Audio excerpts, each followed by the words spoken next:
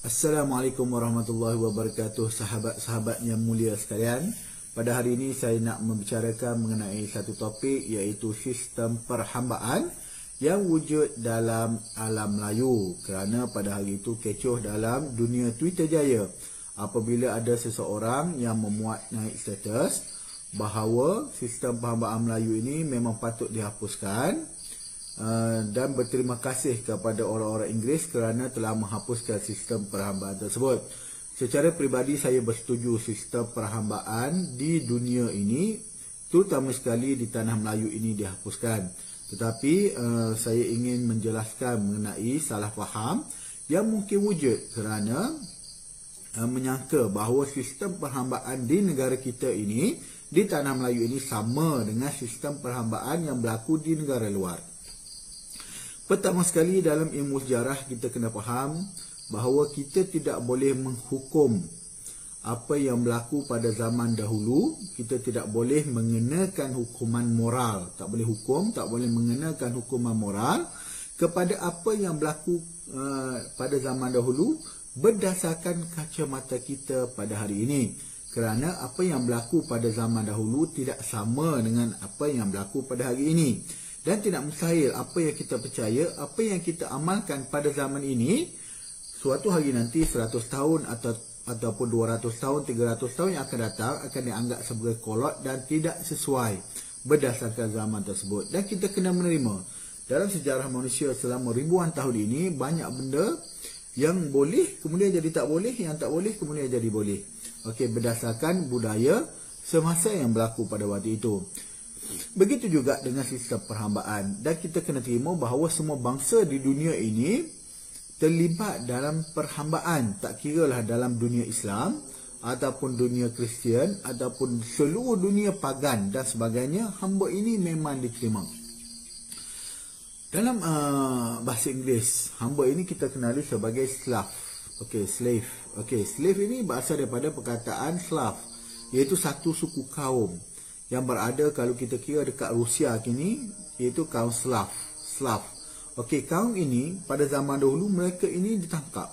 Okey, orang Slav ini ditangkap dan dijualkan, diperdagangkan di dunia Eropah, dan ada sebahagian daripada mereka yang dijual kepada Ottomaniah dan sebagainya. Dan mereka ini daripada kaum Slav ini menjadi perkataan slave, iaitu hamba. Dan dekat negara lain, di Korea, di China, di Afrika dan sebagainya, memang wujud sistem perhambaan. Kalau kita tengok movie-movie daripada Korea contohnya, memang kita tengok sangat teruk sistem perhambaan mereka, sehingga kan ada setengah hamba di Korea ini dianggap lebih hina daripada babi. Bahkan tidak boleh dipegang sama sekali. Saya pernah tengok cerita, saya lupa lah nama, mengenai hamba Juchen, okey, yang berada di Korea. Hamba Korea ni sudah hina, tapi orang Korea memandang lebih hina hamba daripada orang bukan Korea yang berada di Korea. Jadi mereka ini dianggap lebih hina daripada babi. Okey, dia bawa babi, suruh hamba ni siangkan. Kemudian selepas hamba ni siangkan, kalau hamba tu pegang lagi daging yang disiang tersebut, mereka akan buang daging tersebut, kerana menganggap daging tersebut pun dah jadi hina kerana dipegang oleh hamba yang hina. Okey, di Korea memang kita akuilah, memang sistem perhambaan mereka sangat teruk. Begitu juga dengan negara-negara Eropah lain. Kalau kita tengok di negara Eropah dan juga di Amerika, kita tengok di Amerika contohnya, hamba ini dianggap seperti bukan manusia, di mana mereka dengan sewenang-wenangnya boleh dipukul, mereka boleh digantung, mereka boleh dibunuh oleh orang-orang kulit putih. Jadi adakah benda itu berlaku dalam sisa alam Melayu, di alam Melayu? Dan sebenarnya saya belum nampak ataupun belum ada rujukan yang saya jumpa. Mungkin ada, tetapi saya tak jumpa lagi. Okey, mengenai penganiayaan kepada hamba-hamba yang wujud di alam Melayu. Dan satu lagi kita kena terima bahawa taraf hamba di setiap tamadun ini berbeza. Kalau di Korea ataupun di Amerika ni, mereka menganggap hamba ini sebagai sangat hina sehingga boleh diperlakukan sewenang-wenangnya. Tetapi ada juga dalam tamadun dunia ini, hamba dianggap sebagai sesuatu yang kita panggil sebagai yang mulia. Contohnya adalah hamba-hamba mamluk. Okey, kalau kita belajar sejarah Timur Tengah, ada satu hamba Mamluk ini dibawa oleh dinasti Ayyubiyah dan sebagainya. Mereka ini kedudukan dia walaupun adalah hamba, tetapi kedudukan dia adalah lebih tinggi daripada rakyat biasa. Orang biasa ni status dia lebih rendah daripada hamba-hamba Mamluk. Hamba-hamba Mamluk ni dia dijadikan tentera, dan kemudian mereka ini telah melawan tuan dia dan mengasaskan dinasti Mamluk dekat Iraq, dekat Mesir dan juga dekat India. Dan mereka menjadi antara hamba yang paling berkuasa pada hari itu, sehingga dinasti Abbasiyah pun orang kata terpaksa tunduk kepada mereka. Tambahan pula dinasti Abbasiyah pada waktu itu memang sudah dalam keadaan yang lemah.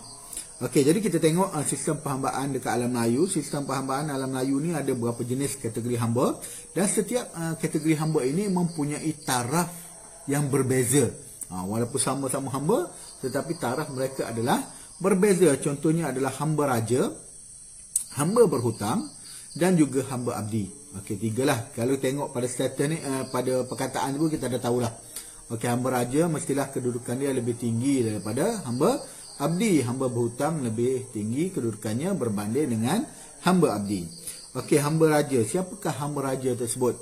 Hamba raja adalah yang paling tinggilah dalam status hamba dekat alam Melayu. Okey, yang biasanya terdiri daripada penjenayah yang ditangkap. Okey, penjenayah tu ditangkap, dia dijadikan hamba. Kemudian tawanan perang. Okey, tawanan perang pun dijadikan hamba, dan juga daripada banduan. Okey, mereka ni dijadikan hamba raja yang bertugas berkhidmat untuk kerajaan, yang biasa kita panggil mereka sebagai biduanda, dayang-dayang, beti-beti dan juga perwara lah. Okey, ini adalah gelaran mereka. Biduanda ni memang kerja dia dekat istana lah.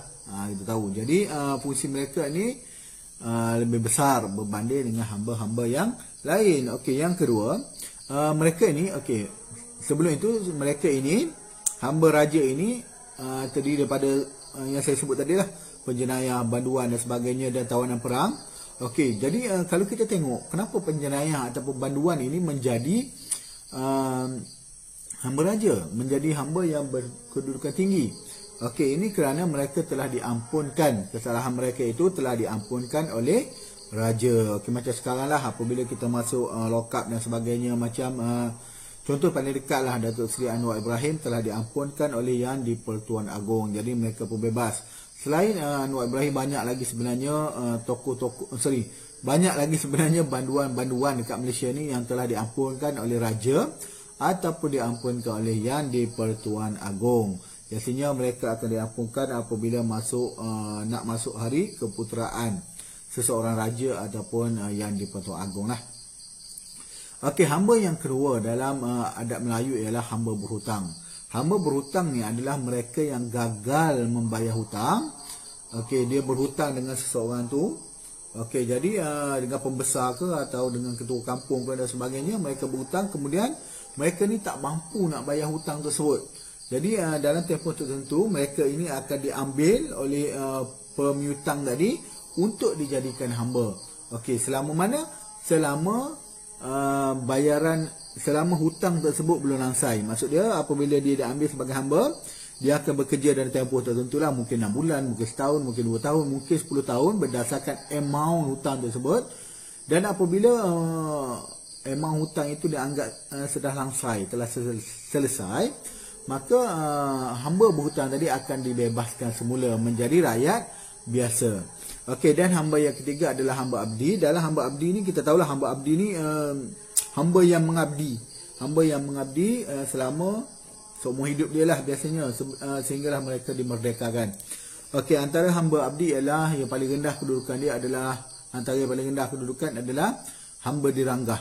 Hamba diranggah adalah hamba abdi yang bukan beragama Islam. Okey, mereka ni masih kafir, bukan Islam, tetapi mereka dijadikan hamba. Kita panggil sebagai hamba diranggah. Dan biasanya mereka ni adalah antaranya orang Batak lah. Contohnya ada orang Batak. Batak ni adalah satu suku kaum yang berada dekat Indonesia. Saya pun tak pasti, tapi arwah ibu saya pernah bercerita lah mengenai orang Batak ni. Dia kata zaman dulu orang Batak ni memang diambil bekerja oleh orang Melayu. Okey, dekat kampung lah diambil bekerja orang Melayu dekat kampung ni. Untuk menumbuk padi. Okey, zaman dulu zaman dulu tak ada padi yang diproses. Jadi mereka akan tumbuk padi tersebut. Dan itu akan dilakukan oleh orang Batak ini. Dan dikatakanlah, arwah mak saya cerita bahawa orang Batak ni dia ada dekat punggung dia macam ada ekor pendek, dia kata ada ekor pendek. Dan itu adalah tempat sensitif orang Batak, dia kata. Kalau pergi pegang ekor dia, dia akan mengamuk. Tapi kalau dia dilayan dengan baik, orang Batak ni akan bekerja dengan sangat bagus. Sejauh mana benar ada ekor tidak, wallahualam lah. Tapi itu cerita orang lama lah. Tapi bila kata ada ekor ni, teringat macam apa, Sang Goku. Okey, kemudian itu pertama adalah hamba yang diranggah. Yang kedua adalah hamba Habsyi. Hamba Habsyi adalah hamba daripada orang Afrika lah. Kita tahu Habsyi ni adalah ataupun Habsyah ataupun nama sekarang Ethiopia adalah mereka yang berkulit hitam daripada Afrika. Kemudian menariknya Ethiopia sekarang ni lah. Ethiopia sekarang ini majoriti penduduknya adalah orang Islam, tapi pemerintahnya adalah orang Kristian. Okey, jadi maksudnya mereka ni agama Islam dan agama Kristian ni boleh bertoleransi dalam negara berkenaan lah. Okey, kemudian wujud juga dipanggil sebagai hamba abdi yang dibeli. Okey, dekat pasar-pasar tu jual hamba abdi, macam kita tengok dalam cerita Piramli tu, lelong tu lelong hamba abdi tu. Okey, boleh dibeli dekat pasar lah. Okey, kemudian berlaku juga ada wujud hamba serah. Okey, hamba serah ni adalah mereka yang sangat miskin, dah tak mampu nak bawa hidup, okey, yang berkeluarga tak mampu nak jaga keluarga dan sebagainya. Jadi hamba serah ini akan menyerahkan diri dia kepada tuan dia ataupun kepada orang kaya, kepada pembesar, kepada ketua kampung dan sebagainya. Mereka akan serahkan diri mereka untuk berkhidmat dengan orang besar tersebut ataupun orang-orang kaya tersebut. Okey, ini dipanggil sebagai hamba serah lah. Okey, maksud dia dah tak boleh hidup, dia dah tak ada kerja dan sebagainya, susah. Dan seterusnya adalah hamba hulur. Hamba hulur ni adalah hamba yang menyerah diri kerana tak mampu membayar denda ataupun membayar hutang darah. Maksud dia, dia tu telah bunuh orang. Okey, dia telah bunuh orang, kemudian orang tu mati. Dalam hukum Islam, iaitu hukum qisas, dia boleh sama ada dibunuh, okey, dibunuh sebalas balik, ataupun ada setengah keadaan orang nak diat. Diat ni maksud dia denda. Okey, kalau kita bunuh orang, keluarga dia tak nak kenakan hukuman bunuh pada dia, tapi nak didenda. Dia didenda. Kalau dalam jumlah sekarang ni, saya pernah baca bahawa lebih kurang jumlah denda tersebut 300,000 orang. Maksud dia kalau kita bunuh orang tu, kita kena bayar denda 300,000 orang. Jika keluarga tersebut tidak mahu memanjangkan kes, maksud dia jika keluarga tersebut tidak mahu, orang kata dia pembunuh tu dihukum bunuh lah. Okey, dan bila kita bunuh orang tak mampu bayar, maka dia akan menyerahkan diri dia. Dia panggil sebagai hamba hulur. Okey, serahkan diri kepada kerajaan, okey, untuk dijadikan sebagai hamba. Okey, dan pada zaman sekarang ni sistem perhambaan di negara-negara seperti negara Malaysia dan juga kebanyakan negara-negara dunia telah terhapus. Tetapi walaupun begitu, sistem perhambaan masih wujud di beberapa negara yang orang kata kurang membangun lah, seperti negara Pakistan, negara Afghanistan. Di sini masih wujudnya sistem perhambaan yang diamalkan. Okey, saya rasa setakat tu sahabat-sahabat yang mulia sekalian, saya harap perkongsian ini membantu kita memahami sistem perhambaan yang wujud di alam Melayu. Jadi saya mohon undur diri. Assalamualaikum warahmatullahi wabarakatuh.